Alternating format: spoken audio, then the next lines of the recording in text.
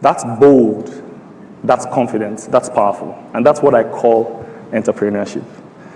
Ladies and gentlemen, my name is Dickson Nsofor, and I'm the CEO of Cora. Cora is a truly pan-African payment infrastructure. We cater to global businesses and local businesses by providing them APIs to accept payments online, make transfers, and to convert between currencies. Today, I'm not here to speak to you about how to be successful. Rather, I'm here to share my lessons from failure.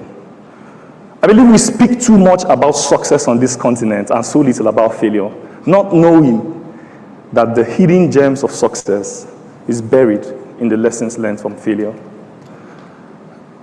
I have failed a couple of times, and today I'll be sharing my top 4 lessons in failing across multiple markets in Africa. I believe I'm highly qualified to do so because I have successfully crashed 4 of my other startups. So feel free to call me a professor in the Institute of Strategic Failure.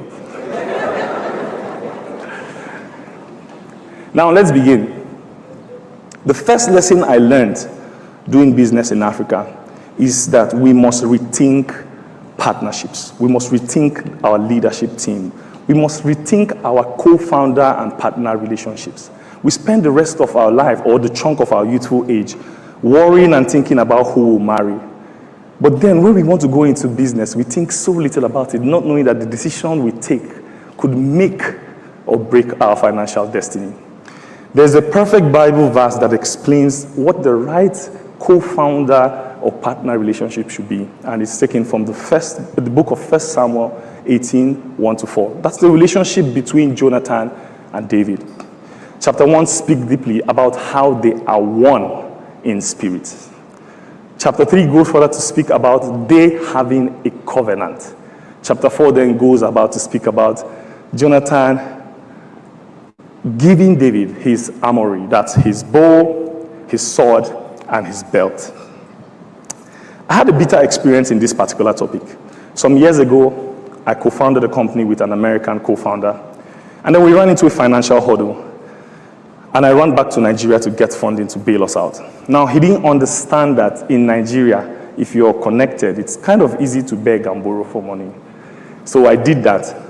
Now, he couldn't explain how I could get that kind of funding in 3 days.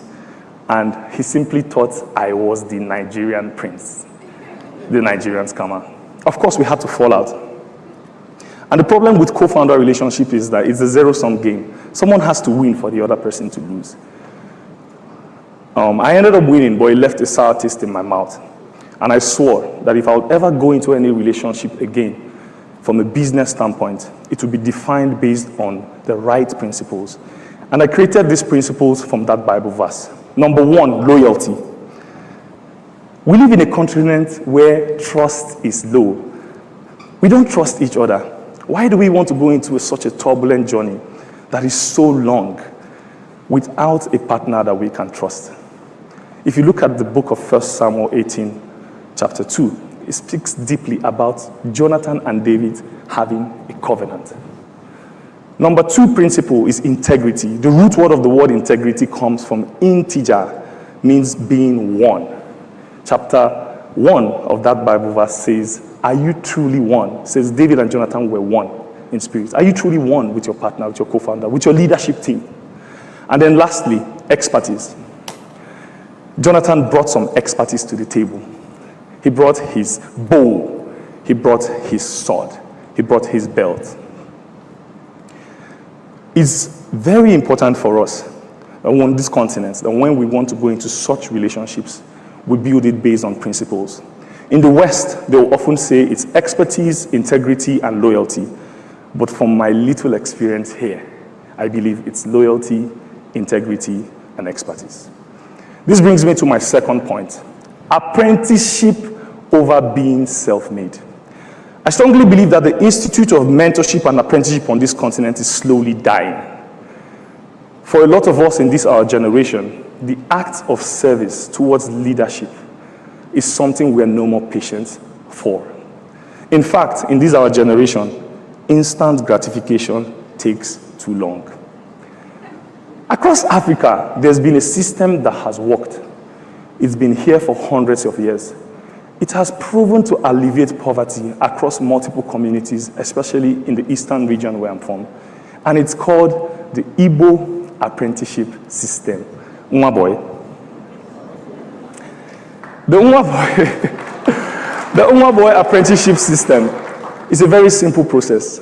It simply just means that a boy leaves his family and village and cleaves to his master in the city.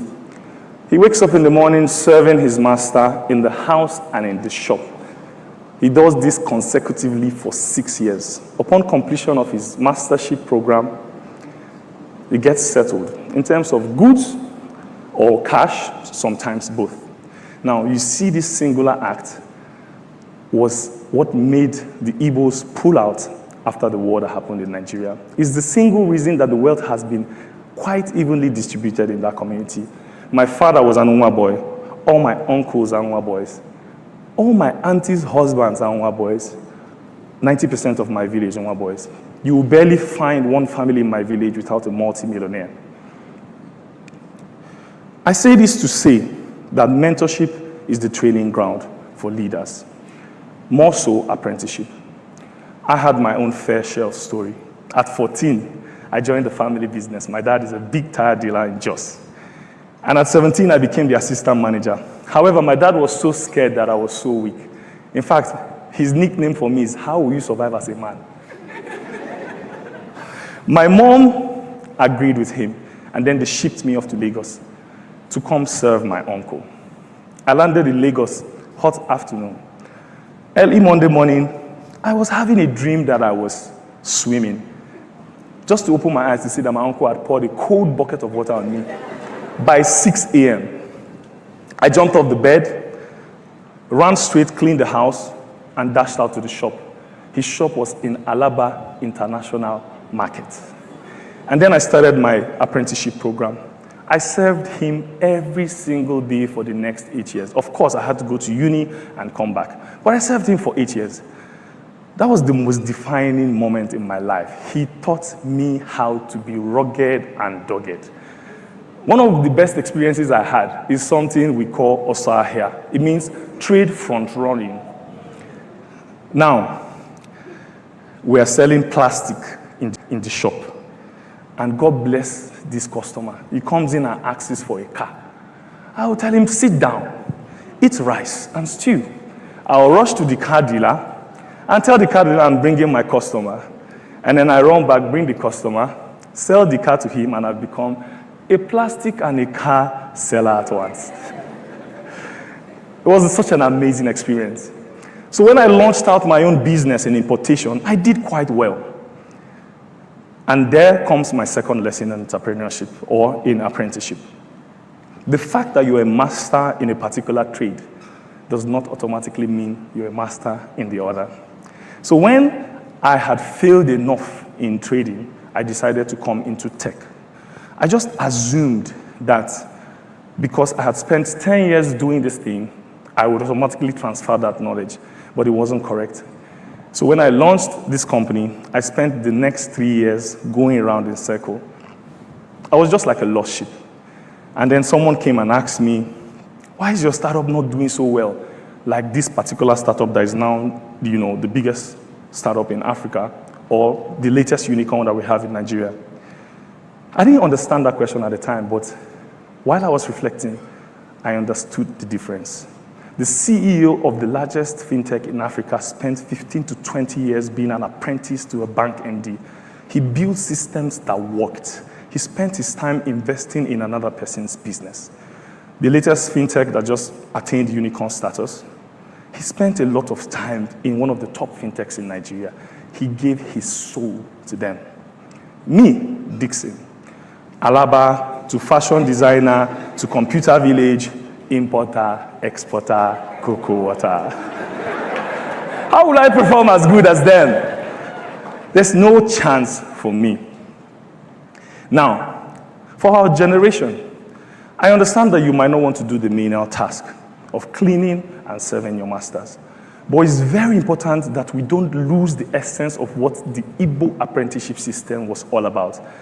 It was a master's degree a master's degree in 2 courses: mastery in character and mastery in competence. It's important for us not to lose those values. I strongly believe that governments across Africa, across multiple countries, should study the Igbo apprenticeship system, figure out more innovative ways to improve it, propagate it, because in it lies the key to poverty alleviation. And if we truly want to unlock the locked potential in the bottom of the pyramid, it's important for us to understand it.